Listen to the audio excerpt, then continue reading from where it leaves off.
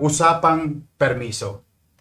May nagsasabing congressman, sila lang daw yung, yung, ang tawag dyan, parang politika yung statement. O ito, huwag na ako kayo lumayo. Ito patunay. Una, ah, si Erwin Cheng, hindi natin yan na kapartido. Pero inaprobahan ko lahat yung programa niya. Si Congressman na Maceda, hindi rin natin yan kapartido. Baka kasi pinalalabas ito mga puli-politika di ba? Eto alam ng taga Maynila to. Alam ng taga Maynila, hindi pwedeng ipagkaila to sa Maynila. Kabago-bago pa lang naman ang eleksyon. Si Congressman Erwin Cheng. Daming programa, daming project. Nagpunta, sabi ko, basta, ito, kukunin mong permiso. Kukunin mo to. Kukuha. Inaprobahan ko. Hinarangan ko ba yung ikabubuti ng taong bayan? Hindi. Ganun din kay Congressman Maceda. Hindi ko rin yung kapartido. Inaprobahan ko din. Maganda yung isang project ni Congressman Maceda. Approve. Kaya lang, kayo ba, gagastos kayo ng 19 million pera ng taong bayan. Gagawa ng barangay hall. No? Tapos, sa bangketa. Tapos tatakpan yung eskwelahan. Tama ba yun? Aprobahan mo ba yun? Unang-una, tama rin siya.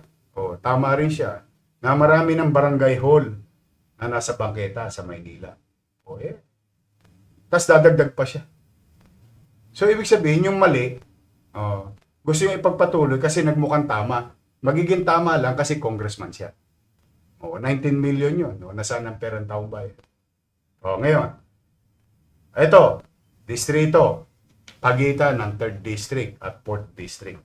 Kinansel ako to. Dito ko yata in-announce yun Kinansel ako to. Bakit? Hindi humingi ng permit. Nung humingi ng permit, inaprobahan ko. Ayan, aprobado. Pagawain ng DPWH. District 3 and District 4. Ito yung di masalang. Bakit kailangan humingi ng permiso? Kasi kailangan namin gumawa ng traffic plan, isasara yung tulay Hindi ngayon magugulat ang taong bayan. Tanong, ikabubuti ba to ng taong bayan? Opo. Kakampi ko ba sa politika yung si Joel Chua? Hindi. Kakampi ko ba sa politika si Edward Maceda? Hindi. Distrito ba nilang dalawa to? Opo. Inaprobahan ko ba? Opo. Approve. Ayan. Kaya, anong nangyari? Nakagawa ngayon ang MTPB ng traffic plan sa pagsara ng kalsada ng tulay ng Dimasalang. Ano ang maganda rito? Ayan po, approve po. Ano po maganda rito? Nagbayad po sila ng buwis. Magkano po ang binayarang buwis o what you call contractor's tax sa gobyerno ng Maynila? 504,000 ang binayad. Yun yata ang ayaw ipagawa ng mga ibang congressman. Baka kasi mabawasan ko yung pribilehiyo o yung para sa kanila kung ano man. Kung sino man yun. Ito, nagbayad. May resibo pa to sa gobyerno ng Maynila. Samban Dimasalang, District 3, District 4. Ulitin natin kasi alam mo yung manloloko. Lawyer, sorry. Hindi ko tuloy ma-pronounce ang maayos Kasi minsan napapansin ko yung lawyer na congressman, nagiging liar na congressman. Binubuli. Bully? Nahuli lang, nabisto lang kayo.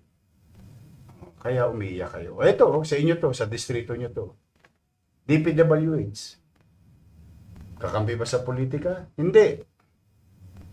Kung politika lang ang pag-uusapan, kaligtasan ng taong bayan ang iniisip ko Yung convenience ng taong bayan plus yung mga regulatory power ng local government.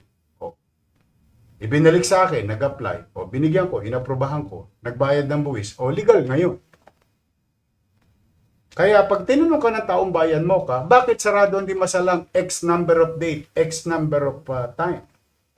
Kasi may gagawin. O para saan? Sa ligtas at maayos na tulay. Kung politika lang, o yan. Marami pa. Ibang mga congressman, sila Dionisio. O, lahat sila.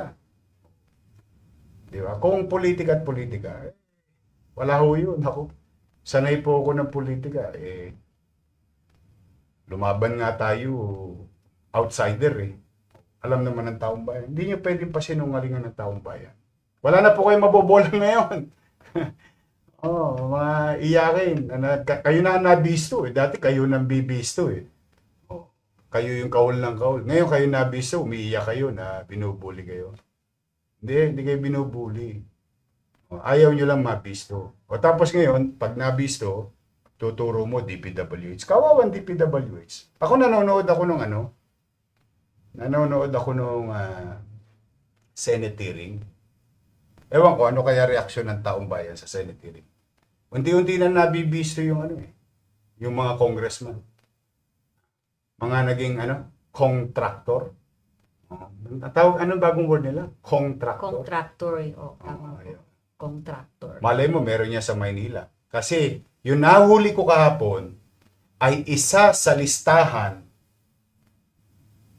ng kontraktor na presenta ni Presidente ay kontraktor ng 3rd District ng Manila sa flood control din sa buong bansa. Yap. Mukhang ayaw nilang malaman ng tao yun. Pero ilalahad natin yan. May oras ako para dyan. Pero ngayon, kasi naawa naman ako sa tao, kasi pinag-uusapan natin yung baha.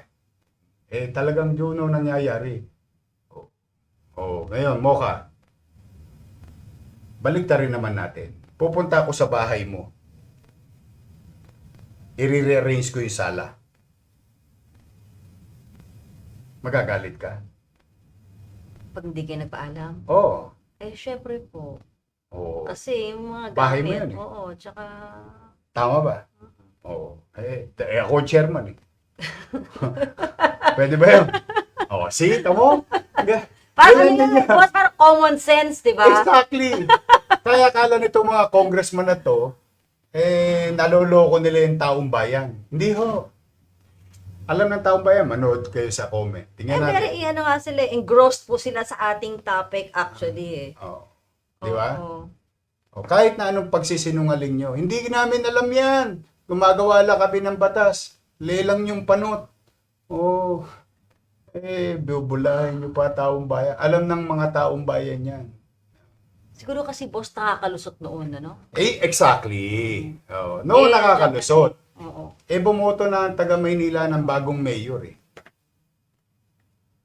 Yun yung katotohanan Kasi nga hindi naging maganda ang naging nangyari sa lungsod ng Maynila. Noong nakialam na at pinayagan ng alkalde ng mga congressman ay gawin ang gusto na lamang nilang gawin.